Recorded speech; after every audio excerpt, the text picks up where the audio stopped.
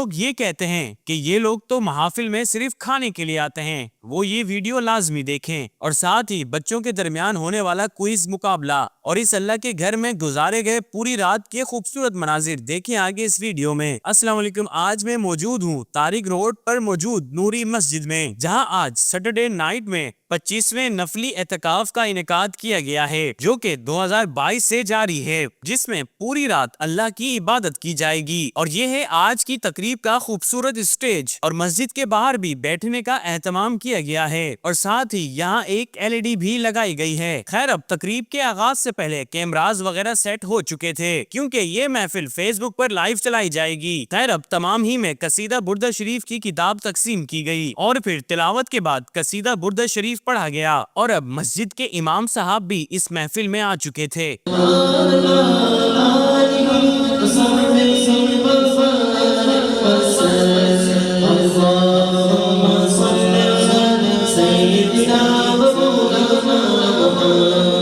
اور زیادہ تر نوجوان طبقہ اس محفل میں موجود تھا، اور یہ نفلی اعتکاف مہد المشکات کی جانب سے مختلف مساجد میں رکھا جاتا ہے، تاکہ لوگ سیٹرڈے نائٹ فضول خرافات میں گزارنے کے بجائے اللہ کے گھر میں گزاریں۔ اور اب دوسری جانب کھانا گرم ہو چکا تھا، تو پھر قصیدہ بردہ شریف کے بعد تمام احباب کھانا کھانے باہر کی جانب تشریف لے گئے، جہاں سب کو مزیدار سا لنگر پیش کیا گیا۔ ویسے لنگر بہت ہی ٹیسٹی تھا، اور اب علامہ احمد رضا امجدی صاحب اور علامہ نذیر احمد صاحب بھی محفل میں تشریف لا چکے تھے، اور ساتھ ہی اب تمام احباب کھانا کھا کر دوبارہ سے محفل کا حصہ بن چکے تھے، جس کے بعد علامہ احمد رضا امجدی صاحب کو خطاب کی دعوت دی گئی، اور آپ نے رمضان کی تیاری کیسے کریں اس موضوع پر شاندار گفتگو فرمائی۔ ایسے اگر آپ فقہا کو پڑھیں تو 1 کروڑ نفل بھی ایک فرض کی رکعت کے برابر نہیں ہو سکتے، لیکن اللہ نے فرمایا رمضان شریف میں تمہیں یہ انعام دوں گا، تمہارے لیے تحفہ یہ ہے کہ تم رمضان کی راتوں میں 2 نفل پڑھ لو، میں اس کو فرض کے برابر اجر کر دوں گا۔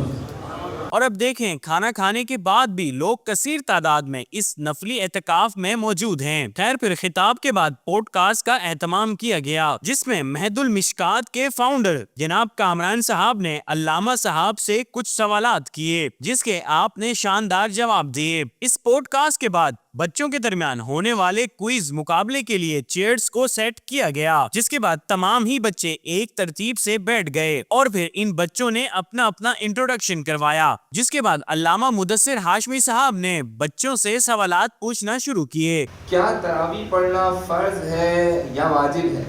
تراویح پڑھنا نہ تو فرض ہے نہ واجب ہے، بلکہ سنت موقع ہے۔ سنت موقدہ ہے۔ جواب درست ہو گیا، سبحان اللہ۔ اس کے بعد تمام بچوں میں کیش پرائز اور ایک بک انعام کے طور پر تقسیم کی گئی، اور اب رات کے 3 بج چکے تھے۔ اس کے بعد تمام احباب کو وقفہ آرام دیا گیا۔ خیر، اب تمام احباب بھی سونے کے لیے لیٹ گئے، اور میں بھی سونے کے لیے لیٹ گیا، اور پھر پورے پونے 2 گھنٹے بعد محمد کامران صاحب نے سب کو تہجد کے لیے اٹھانا شروع کیا، جس کے بعد سب نے اٹھ کر وضو کیا اور مسجد میں آ گئے، اور رات کے اس پہر سوچیں اللہ ان سے کتنا راضی ہو رہا ہوگا کہ میرے بندے میرے لیے ایک رات میرے گھر میں گزار رہے ہیں۔ اس کے بعد سب احباب نے درود شریف پڑھا، اور پھر محفل درود کے بعد علامہ احمد رضا امجدی صاحب نے تہجد کی جماعت کروائی۔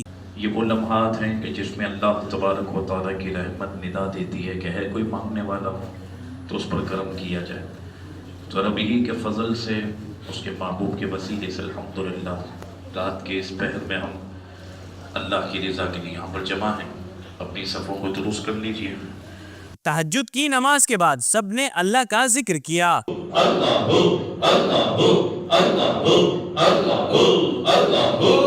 ذکر کے بعد نعت شریف پڑھی گئی۔